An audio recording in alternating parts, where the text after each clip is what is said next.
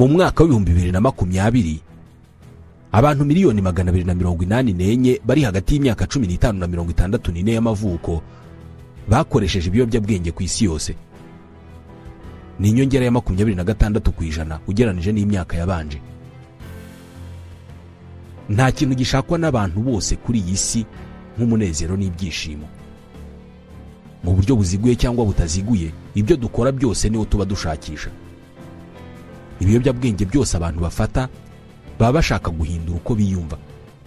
Bashobora kuba bababaye, bakaba bashaka kwimara uwo mubabaro, bumva barambiwe, bashaka guhindura uko biyumva, bafite ububabare, bashaka kubwimara n'izindi mpamvu nyinshi. Impamvu yose yatuma ufata ibiyobyabwenge, uko wiyumva wabifashe, birangira wifuje kuzongera kwiyumva uko nguko, ariyo mpamvu ababikoresha bibagira imbata. Mu mwaka wa 2014 umusaruro mbumbe w'iby'isi yose yinjije muri uwo mwaka wari miliyari 78 by'amadolari y'Amerika. Iki gihe ibiyobyabwenge byari bigize 1% by'ubucuruzi bwose bwakozwe ku isi mu 2014. Mu bucuruzi bwose uzi bukorwa 1% bwari ubw'ibiyobyabwenge. Muri Leta Zunze Ubumwe za Amerika zonyine ubucuruzi bw'ibiyobyabwenge buri mwaka bwinjiza miliyari 150 z'amadolari y'Amerika. Ku isi yose ubu bucuruzi bwinjiza miliyari 652 z'amadolari y'Amerika. Ubucuruzi bw'ibiyobyabwenge bubaye ari igihugu cyaba ari igihugu cya 21 gikize ku isi, cyaba kiri inyuma gato y'Ubusuwisi ugendeye ku mafaranga yinjizwa buri mwaka. Ishami rya Loni rishinzwe kurwanya ibyaha n'ibiyobyabwenge ribara abantu miliyoni 11,200,000 ku isi yose bitera ibiyobyabwenge mu nshinge.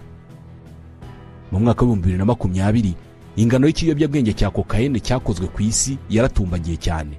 Ku isi hakozwe kokayine ipima toni 1982. Nyamara mu 2021 muri Leta Zunze Ubumwe za Amerika honyine abantu 106,699 bapfuye basize ko banyoye cyangwa se biteye ibiyobyabwenge byinshi. 69% muri aba bantu bari abagabo. Abantu bagera kuri miliyoni 18 ku isi yose bakoresha ikiyobyabwenge cya kokayine. Utu ni udufu binyuza mu mazuru ubundi bagata ubwenge. Itumanaho mu ikoranabuhanga rikoresha internet ririmo gutuma ibiyobyabwenge biboneka, abantu bakabibona bitabagoye kurusha uko byari bimeze mbere.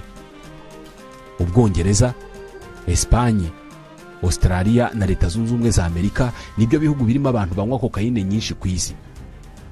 Mu Rwanda naho iki kiyobyabwenge kirahari, ariko ikirimo kwica ubuzima bwa benshi ni ikindi. Hari ubushakashatsi bwakozwe mu mwaka wa 2022 n'ikigo cy'igihugu gishinzwe ubuzima bukorerwa mu turere 7 tw'u Rwanda, bwagaragaje ko inzoga n'urumogi ari byo biyobyabwenge bikoreshwa cyane mu Rwanda kandi byiganje cyane mu rubyiruko. Mu babajijwe 5.3% bari barakoreshejeho urumogi mu minsi 30 ya mbere y'ubushakashatsi. Abenshi mu bagaragaje ko bafashe ibiyobyabwenge nabo mu karere ka Nyarugenge kari gafite 18.9% by'urubyiruko rwabajijwe, na Gisagara yari ifite 8.1% by'ababajijwe. Ikiyobyabwenge kiza ku mwanya wa mbere mu kunyobwa na benshi mu Rwanda ni inzoga.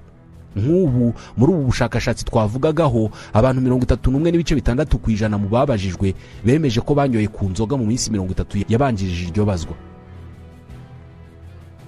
56% by'ababajijwe mu rubyiruko bigeze gusoma ku nzoga nibura rimwe mu buzima. Mu babajijwe kandi 9.3% bagaragaje ko bigeze kunywa ku rumogi nibura inshuro imwe mu buzima. Ubu bushakashatsi kandi bunagaragaza ko mu Rwanda abantu banakoresha ibiyobyabwenge bikomeye. 0.5% by'ababajijwe bavuze ko bigeze gukoresha heroine, iyi bakunda kuyita mugo. Ni mu gihe 0.1% bigeze gukoresha kokayine. Kimwe cya kabiri cy'ikiyobyabwenge cya kokayine gicuruzwa ku isi yose gikorerwa muri Colombia muri Amerika y'Epfo. Dore imwe mu mpamvu ubucuruzi bw'ibiyobyabwenge budacika. Mu mashyamba ya Colombia aho bakorera iki kiyobyabwenge, ikiro kimwe cya kokayine kigurwa 2,200 by'amadolari, ayaragera kuri 2.5 miliyoni z'amanyarwanda. Umva iyi mibare. iyo ikiro kimwe cya kokayine cyaguzwe amafaranga angana uku nguku kibashije kugera muri Mexique, kigurwa ibihumbi biri hagati ya 12 na 16 by'amadolari. Aya ngaya ari hafi muri miliyoni 17 z'amanyarwanda. Amafaranga ahita yikuba inshuro 7.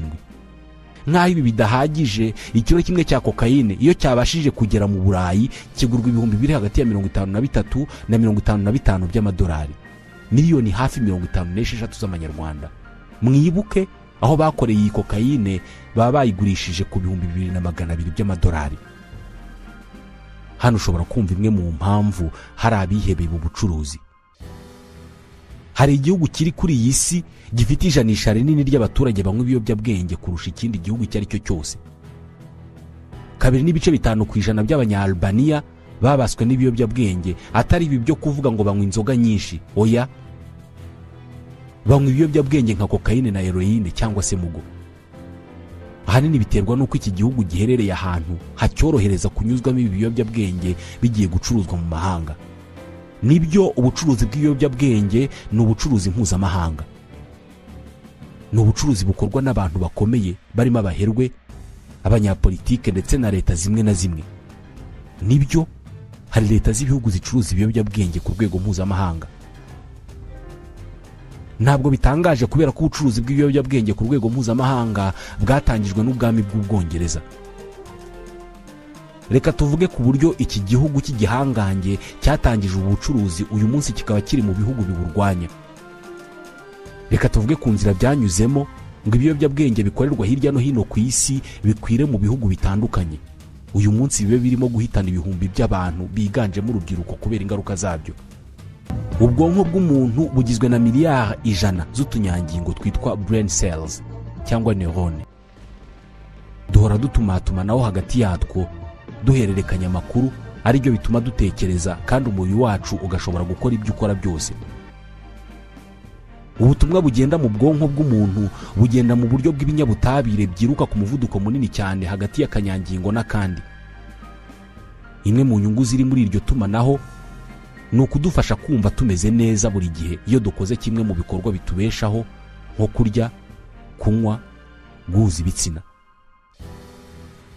Buri gihe iyo dukoze kimwe muri ibi bikorwa, ikinyabutabire cyoherezwa muri utu tunyangingo tw'ubwonko ni igitera umubiri kuryoherwa, cyitwa dopamine.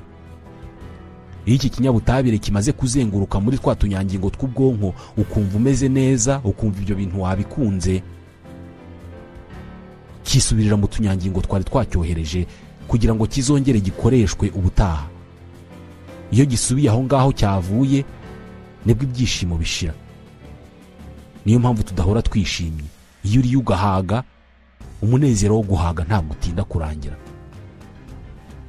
Iyo umaze guhuza ibitsina, umunezero wo guhuza ibitsina nawo ntutinda kurangira. Ibi biterwa nuko dopamine yari yavubutse iba yisubiriye mu mwanya wayo.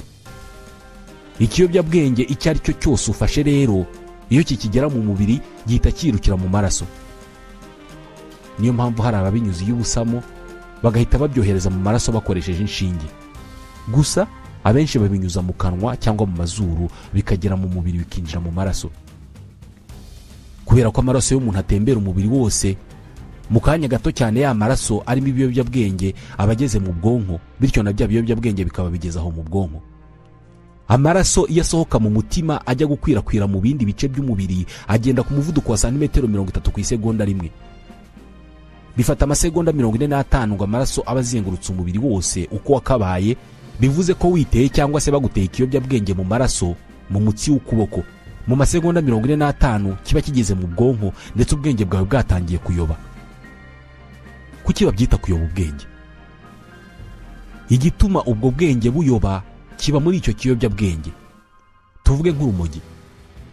Ni ikimera kibamo ikinyabutabire cyitwa delta 9 cyangwa se tetrahydrocannabinol. Iyi mu mpine bayita THC. Ubwonko bwacu bukora binyuze mu itumanaho ry'utunyangingo tw'ubwonko twitwa neurone duhora twohererezanya amakuru. Iyo uriye cyangwa se iyo unyoye cyangwa se iyo uhuje ibitsina cyangwa se iyo ukoze siporo, urabikunda kubera ko utwo tunyangingo twohererezanya ikinyabutabire cya dopamine gitera ibyishimo, bituma wumva ushaka kongera gukora buri kimwe muri ibyo bikorwa nari maze kuvuga. Gusa uyu musemburo w'ibyishimo iyo umaze kuvubuka hahita havubuka n'indi misemburo ikora ibyitwa inhibition, ariko guhagarika bya byishimo kugira ngo umuntu adahora mu munezero, nibwo dopamine igenda. THC yo mu rumogi yo igeze mu bwonko ifunga ya misemburo ya inhibition, bigatuma ibyishimo bikomeza. Ariyo mpamvu abantu banyoye ibiyobyabwenge bumva bamerewe neza, kabone n'ubwo baba bafite ibibazo. Ibi nibyo byitwa kuyoba ubwenge. Uku kuyoba ubwenge abantu babitangaho amafaranga atagira ingano buri mwaka. Ni gute kugura ibiyobyabwenge byavuye ku kugurisha urumogi mu gace utuyemo bikagera aho barupakira amakamyo ari amatoni n'amatoni rukajya kugurishwa mu mahanga? Ni gute ubucuruzi bw'ibiyobyabwenge bwahindutse ubucuruzi mpuzamahanga? Mu bimera abantu bavumbuye hakiri kare harimo icyitwa pavo. Pavo ni ikimera cyera utubuto tw'icyatsi. Ako kabuto k'icyatsi iyo ugasharuye cyangwa se iyo ugasatuye kavamo amazi akora ibitangaza kuva mu myaka 1000 ishize.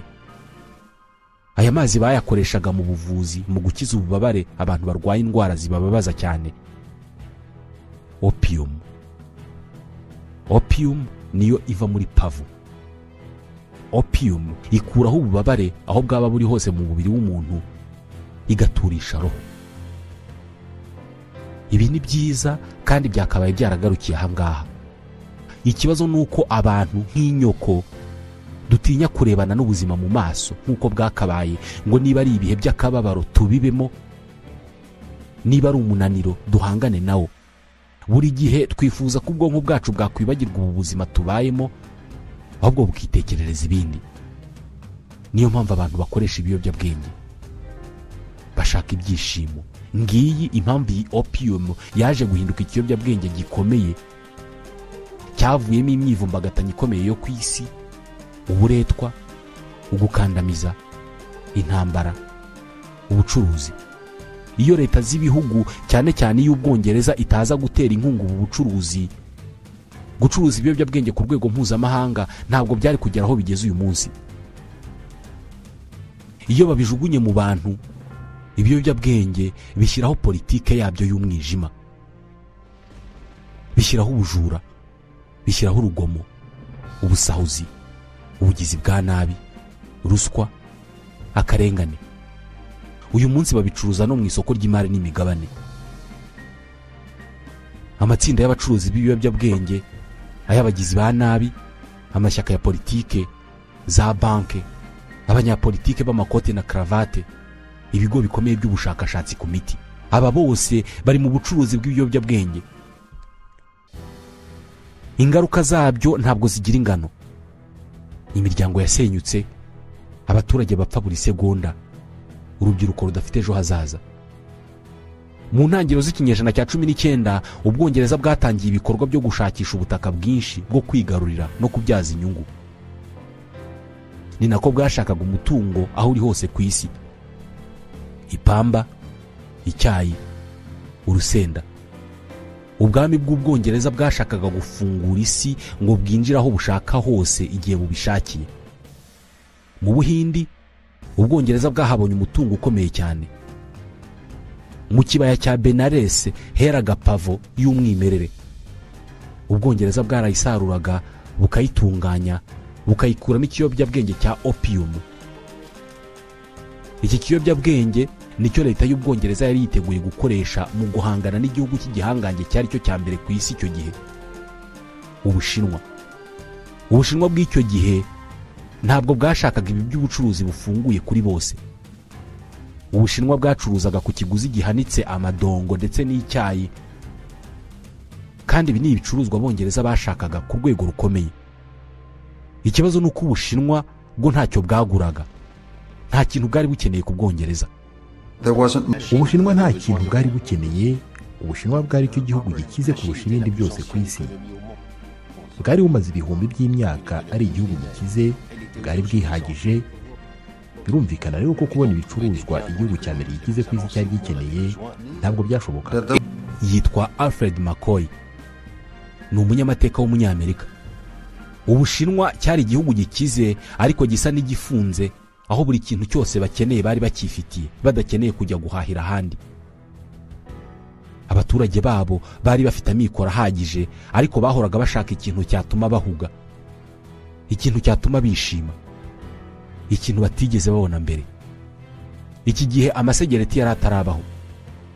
Mu gushaka kwishimisha, Abashinwa batumuraga amoko atagira ingano y'ibyatsi batekeraga mu nkono z'itabi, safran, camphor n'ibindi. Hanyuma kera kabaye banavumbuye opium.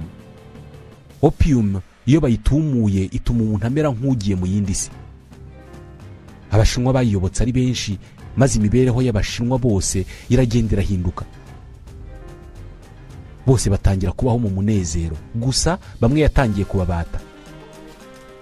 Umwami w'Ubushinwa yarabibonye, afata icyemezo cyo guca icyo kiyobyabwenge. Aha ni inkuru y'ibiyobyabwenge n'ubucuruzi bwabyo itangirira. Madame Vanda Felabab Brown ni impuguke mu birebana n'ibyaha bigambiriwe. Akora mu kigo cyitwa Bookings cyo muri Leta Zunze Ubumwe za Amerika. Birebana n'ubucuruzi, ibiyobyabwenge byari bifite inyungu ikomeye cyane, kuko ibiyobyabwenge bibata babinyoye bibuha ububasha bwo kwiremera bamwe babyo, baba babishaka ndetse n'abatabishaka. Abantu bahinduka imbata z'ibyo biyobyabwenge mu buryo budasubirwaho. Ubwami bw'Ubwongereza bwabonye ubucuruzi bw'ibiyobyabwenge bwaba inzira nziza yo gusunikira Ubushinwa gufungura igihugu bukemera gukorana ubucuruzi n'Ubwongereza, ndetse yewe byanarimba Ubwongereza bukigarurira bumwe mu butaka n'umutungo kamere by'Ubushinwa. Dore icyo Ubwongereza bwakoze. Ubwami bw'Ubwongereza bwafasha abacuruzi bikorera ku giti cyabo, barimo babiri bari bazwi cyane, William Jardine ndetse na James Matheson. Aba bapakiraga ibisanduku byinshi cyane byuzuye opium, bakabishyira mu bwato, bakabikura mu Buhindi bakabijyana mu Bushinwa. William Jardine na James Matheson, abagabo bambaraga amajire n'inkweto z'uruhu, bahise batangiza ubucuruzi bw'ibiyobyabwenge mu Bushinwa, babikorera ubwami bw'Ubwongereza. Ahitwa Kanto, aba bacuruzi bahaga ruswa bayoboraga icyambu, ubundi bakabemerera gucuruza ibiyobyabwenge ku banzi b'umwami w'Ubushinwa. Abanzi babaga bari hafi aho ngaho. Abanzi ba mbere b'umwami w'Ubushinwa bari Abashinwa bibumbiye mu cyiswe Triade Chinoise. Yari amatsinda y'ibanga afite intego imwe yonyine: guhirika umwami w'Ubushinwa. Alain Roux ni Umufaransa w'impuguke cyane mu mateka y'Ubushinwa. Ubucuruzi bwa opium bwahaga amafaranga n'ibikoresho abanzi b'ubwami bw'Ubushinwa. Ikindi kandi abo banzi b'ubwami bari bakeneye abafatanyabikorwa, ari nabyo byashegeshe cyane ubwami bw'Ubushinwa. Hari bamwe mu bategetsi b'Ubushinwa bari barabaswe na opium, ndetse n'abakozi ba leta bari barasabwe na opium, ku buryo byari byoroshye guhindura uwari umukozi wa leta agahinduka umugambanyi ku gihugu. Mu 1839 umwami w'Ubushinwa yafunze ibihumbi by'Abashinwa bakoraga ubucuruzi bw'ikiyobyabwenge cya opium. Iki gihe yanasenye ibisanduku 20,000 byuzuye opium yari yarinjijwe mu gihugu n'Abongereza. Babacuruzi babiri bakoreraga Ubwongereza, Jardine ndetse na Matheson, murabibuka, bahise babona urwitwazo rwo gushoza intambara ku Bushinwa. Basubiye iwabo mu Bwongereza, maze bumvisha abayobozi b'Ubwongereza ko ari byiza kandi ko bitunganye, ndetse ko bishobora no kuvamo agakiza gutangiza intambara ku Bushinwa hagamijwe gufungura ubucuruzi kuri bose. Iki gihe Ubushinwa bwari butuwe na 1/3 cy'abaturage b'isi yose. Ubwongereza bwo bwari bukoronije abarenga miliyoni 700 muri Afurika, muri Aziya ndetse na Pacifique n'uburasirazuba bwo hagati. Abayoboraga Ubwongereza ibi byo gutangiza intambara babyumvise vuba, maze mu izina ry'inyungu y'amafaranga Ubwongereza butangiza intambara y'ikiyobyabwenge cya opium. Ubwongereza bwari bukomeye mu birebana no kurwana intambara zo mu mazi. Intambara yaratangiye, Ubushinwa burayitsindwa bikomeye. Bamwe mu banyamateka b'Abashinwa iyo bavuga ivuka ry'Ubushinwa bugezweho, barihera kuri iyi ntambara ya opium. Mbere y'iyi ntambara Ubushinwa bwari bwaramaze amagana y'imyaka ari igihugu cyihagije muri byose. nta kintu Ubushinwa bwakeneraga kugura mu mahanga, ariko guhera kuri iyi ntambara bivugwa ko Ubushinwa bwahise butegekwa gukorana n'ibihugu byo mu burengerazuba bw'isi, by'umwihariko Ubwongereza. Iki gihe Ubushinwa bwatsinzwe intambara, umwami w'Ubushinwa nta yandi mahitamo yari afite usibye kwemera ikiyobyabwenge cya opium kikanyobwa kandi kigacuruzwa mu Bushinwa. Ikindi ni uko yategetswe gufungura igihugu cye kigakorerwamo ubucuruzi ku rwego mpuzamahanga. Iki gihe nibwo uyu mwami yemeye guha umujyi wa Hong Kong Ubwongereza, bukaba ari bwo buwutegeka. Ubwongereza bwahise buhindura iki kirwa cya Hong Kong umurwa mukuru w'ikiyobyabwenge cya opium. Mu gihe cy'imyaka 15 ubucuruzi bwa opium bwavuye ku gucuruza toni 2,500 zigera ku 5,000 mu mwaka. Mu kurushaho guteza imbere ubwo bucuruzi, Abongereza banatangije banki ishinzwe kubika amafaranga yavuye muri ubwo bucuruzi bwa opium, Hong Kong and Shanghai Banking Corporation, HSBC. Uyu munsi iyi ni banki mpuzamahanga ikomeye cyane, ikorera mu bihugu 84 ku isi, ikagira abakiriya barenga miliyoni 60. Banki ikomeye cyane yashinzwe mu mafaranga y'ibiyobyabwenge, niyo banki ya 8 ikomeye ku isi yose. Muri bukaba abacuruzi babiri, William Jardine na James Matheson, batangije ubucuruzi bw'ibiyobyabwenge mu Bushinwa. Baje gushinga ikigo cy'ubucuruzi bakita amazina yabo Jardine Matheson Holdings Limited. Uyu munsi ni ikigo gikomeye cyane ku rwego rw'isi. Bakora ibirebana n'ubucuruzi bw'imari n'imigabane mu Bwongereza, mu Bushinwa, muri Hong Kong n'ahandi ku isi. Bakora ubucuruzi bw'ibintu byinshi birimo umutungo utimukanwa. Bafite amabanki, bafite amahoteli, bafite ikigo gitanga ubufasha muri za kaminuza, banafite ikigo gitanga ubufasha mu by'ubuzima bwo mu mutwe. Abantu batangije ubucuruzi bw'ibiyobyabwenge ku isi uyu munsi bakora akazi ko kwita ku buzima bwo mu mutwe ku bantu barimo n'ababaswe n'ibiyobyabwenge. Ubucuruzi ni ikintu cyiza cyane. Uyu munsi isi yuzuye abaherwe babikesha ubucuruzi bw'ibiyobyabwenge, ariko banki ya HSBC ndetse n'ikigo mpuzamahanga cya Jardine Matheson Holdings Limited nibyo bigo byabimburiye abandi bose ku isi gukira babikesha kuyobya abantu ubwenge. Icyo Ubwongereza bwakoze ni uguhata Abashinwa ikiyobyabwenge cya opium. Byari ugukatira abagabo, abagore, abana n'urubyiruko ibimeze nk'igihano cyo kubatwa n'ibiyobyabwenge, ubundi ubuzima bwabo bugasenyuka babireba, maze Ubushinwa bukisanga nta yandi mahitamo bufite usibye kwemera icyo busabwa. Nyuma y'intambara ya opium, imyigaragambyo itagira ingano yaradutse mu Bushinwa bwose. Abashinwa bagera kuri miliyoni bayiguyemo. Mu kwirinda ko ubukungu bwabwo burindimuka burundu, Ubushinwa bwishoye mu buhinzi bwa pavo, cya gihingwa kivamo opium. Imipaka barafungura, amamiliyoni y'Abashinwa ahungira ku byambu binini, Londres, Amsterdam cyangwa se San Francisco. Aha hose bajyanyeyo imico yabo yo kunywa opium. Abanyaburayi by'umwihariko Abongereza bashinjwa ko bakoresheje ubukoloni bwabo binjije ibiyobyabwenge mu Bushinwa, ariko Abashinwa nabo bashinjwa ko baje kwihorera kubera kuko kwimuka ko Abashinwa benshi bagakwira isi yose nabo binjije bya biyobyabwenge mu Banyaburayi n'Abanyamerika. Uku niko kunywa opium byakwiriye isi yose. Muri Leta Zunze Ubumwe za Amerika muri iyi myaka icyari kigezweho kwari ugushakisha zahabu aho iri hose ku isi. Iki gihe abakozi b'Abashinwa bari bakenewe cyane muri aka kazi ko gucukura zahabu. Ikiyobyabwenge cya opium cyahise gikwira muri quartier zose z'Abashinwa baba mu mahanga. Ni quartier bita China Towns. Mu mijyi minini yose yo ku isi haba hari za China Town. Bidatinze cyane ubugizi bwa nabi mu bazungu bwari bumaze gutumbagira kubera ko nabo bagiye bayoboka iki kiyobyabwenge. Mu Burayi ho iki kiyobyabwenge cya opium cyatangiye kugera no mu butegetsi. Ni ikiyobyabwenge cyari kigiye koroshya inzozi zose z'Abanyaburayi zo kwigarurira isi. Ubufaransa bwari igihugu gihanganye n'Ubwongereza mu kwigarurira ibihugu cyane cyane muri Afurika no muri Aziya. Ubufaransa bwashakaga kwigarurira agace Ubushinwa buherereyemo.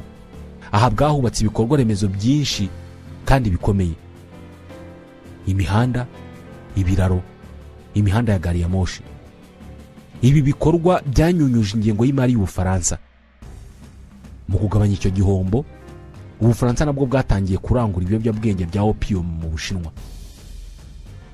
Mu 1882 Ubufaransa bwaguraga opium mu Buhinde no mu Bushinwa bakayitunganyiriza mu nganda z'ahitwa Senyo, ni muri Vietnam. Opium yari imaze guhinduka kimwe mu bicuruzwa byemewe kandi bitunganijwe abantu batumaguraga ku mugaragaro. Bayicuruzaga mu maduka yiswe RO, Régie de l'Opium. Ubufaransa bwo bwagiye kure cyane, bukajya buhana bikomeye abacuruzi ba opium kubera ko leta yashakaga kuyicuruza yonyine idahanganye n'uwo ari we wese. Ni nk'uko baguhanira ko wakoze amafaranga. Uko abaturage babatwaga n'iki kiyobyabwenge ndetse abakinywa bagakomeza kwiyongera, ni ku isanduku ya leta y'Ubufaransa yarushagaho kuzura. Byageze aho ubucuruzi bw'ibiyobyabwenge bya opium butanga 1/3 cy'ingengo y'imari ya Indochine yari koronijwe n'Ubufaransa. Iyi ni Vietnam y'ubu ndetse n'uduce tuyegereye. Ubu buryo bw'ubucuruzi bwahise butangira gukorwa n'ibindi bihugu by'ibihangange byari bikoronije hirya no hino ku isi: Ubwongereza, Espagne, Ubuholandi. Aba bose binjiye mu bucuruzi bw'ibiyobyabwenge mu bihugu bari bakoronije. Inganda zikora opium zagumyeho kandi zikomeza gutera imbere kugeza intambara ya kabiri y'isi irangiye. Uku niko izi nganda zahinduraga amamiliyoni y'abaturage imbata z'ibiyobyabwenge, cyane cyane muri Aziya. Birumvikana habayeho abarwanya imigirire nk'iyi ngiyi. Mu kinyejana cya 19 abantu ba mbere babanje kurwanya ubu bucuruzi bw'ibiyobyabwenge bukozwe na leta z'ibihugu by'Uburayi n'abamisiyoneri Gatolika. Bo bizeraga ko ikwirakwizwa ry'ibiyobyabwenge mu baturage rinyuranye n'ubutumwa bo bari baje gutanga. Iki gihe habayeho amakimbirane hagati y'abacuruzi na leta z'ibihugu by'ibikoloni ku ruhande rumwe, kubera ko icyo bashakaga ni amafaranga, iby'ubuzima bw'abantu ntacyo byari bibabwiye. Ndetse hanabaye andi makimbirane hagati ya leta z'ibihugu n'abamisiyoneri ku rundi ruhande. Abamisiyoneri bashakaga gukiza roho z'abantu. Imwe mu mpamvu bashakaga gukiza roho z'abantu harimo no guteza imbere ubuzima bw'abantu kugira ngo bagire ubuzima buzima bashobore gutura. Aya makimbirane yarakomeye cyane mu Bushinwa mu ntangiriro z'ikinyejana cya 20. Iki gihe Ubushinwa bwari bwaramaze kuba igihugu cya mbere gikora opium nyinshi imbere y'Ubwongereza. Shanghai niwo mujyi wakorerwagamo opium nyinshi, ndetse bidatinze uyu mujyi wahise uca kuri Hong Kong. Shanghai ihinduka umurwa mukuru w'isi mu kiyobyabwenge cya opium. I Shanghai abantu batumaguraga opium y'ubwoko butandukanye. Opium yatunganyirijwe mu mahanga imeze neza cyane yakundwaga n'urubyiruko, na opium yo mu Bushinwa itaratunganyijwe mu nganda yatungurwaga n'abakene. Mu 1906 Abashinwa miliyoni 13 bari barabaswe n'iki kiyobyabwenge. Mu Bushinwa hahise hatangira ubukangurambaga bukomeye bwo kubuza abantu kunywa iki kiyobyabwenge. Abanyaburayi bari bararyohewe n'amafaranga, banze kwemera iby'ubu bukangurambaga, ahubwo bakomeza ubucuruzi. Ubushinwa nta mahitamo bwari busigaranye usibye gushaka umwambari mushya. Leta Zunze Ubumwe za Amerika. Leta Zunze Ubumwe za Amerika ntabwo zari zifite ibihugu zikoronije, kandi iki gihe zari zihanganye n'Uburayi mu birebana no kwigarurira isi. Zumvaga neza ko niziramuka zifashije Ubushinwa kurwanya Uburayi binyuze mu kurwanya ibiyobyabwenge, ari bwo buryo bwiza bwo gukubita inshuro abanyaburayi. Mu 1909 i Shanghai, Leta Zunze Ubumwe za Amerika n'Ubushinwa batumije inama mpuzamahanga ya mbere yo kurwanya ibiyobyabwenge. Abanyaburayi ibi barabyanze ndetse bararahira, bavuga ko batazagabanya ingano y'ibiyobyabwenge bakoraga. Ubufaransa, Ubwongereza n'Ubuholandi nibo barabacuruzi ibiyobyabwenge b'imbere. Nibo banze guhagarika ubu bucuruzi kugeza igihe umubare munini w'abaturage babo nabo batangiye kubatwa n'ibyo biyobyabwenge. Mu kinyejana cya 19 cyose Uburayi bwari mu mpinduramatwara y'inganda. Miliyoni z'abaturage bavuye mu byaro bajya kubyiganira mu mijyi aho inganda zarimo zivuka ku bwinshi. Muri iyo mijyi bahuye n'ubuzima batamenyereye bwo kubaho ari benshi, ahari isuku nke, ntihabe imiti, maze ibyorezo biriyongera: tifoide, igituntu, korera abaganga ntacyo bari bazi kuvura muri izi ndwara. Ububabare baburokowe n'ubwoko bushya bw'imiti ikozwe muri pavo, ariyo yayindi ivamo na opium. Gusa uyu muti wo bawuhaye irindi zina, morphine. Morphine yabaye nko kubonekerwa ku banyaburayi cyane cyane mu buvuzi. Ububabare bwahise buhinduka amahitamo y'umuntu. Igihe udashaka kubabara, wanywaga ka morphine, ubundi ububabare ntumenye ko bunabaho.